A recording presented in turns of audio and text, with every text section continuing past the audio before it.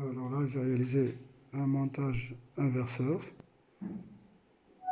ampli-op avec deux résistances R1 et R2 qui sont devant vous. Et bien sûr, j'ai relié la sortie de l'ampli-op à l'oscilloscope et le signal d'entrée est aussi relié à l'oscilloscope sur la voie 1. C'est le fil vert.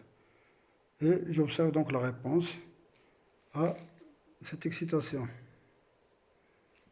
par un circuit inverseur, amplificateur inverseur. Alors dans un premier temps, donc là j'ai ici 1 kg, donc là c'est la résistance R1 qui est sur le schéma, et ça c'est R2. J'ai choisi dans un premier temps R1 égale à R2. Bien sûr, le schéma c'est bien sûr celui que vous avez sur le tableau. Voilà, R1, R2.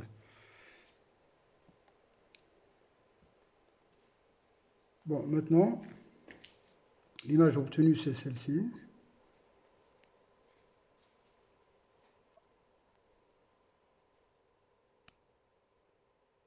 On voit très bien que la courbe jaune et la courbe bleue sont de même taille, si on a utilisé le même calibre.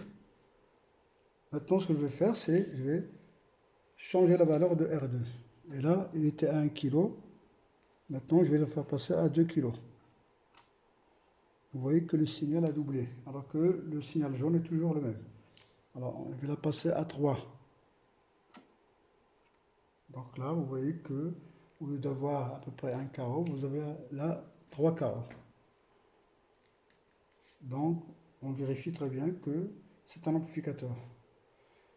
Autre chose, c'est l'observation qu'on peut faire, c'est que les deux signaux sont en opposition de phase. Lorsque la courbe jaune correspondant au canal 1 est au maximum, l'autre est à 100 minimum. La courbe bleue est à 100 minimum. Donc ils sont en opposition de phase. Bien, donc là, on vérifie très bien que c'est un inverseur.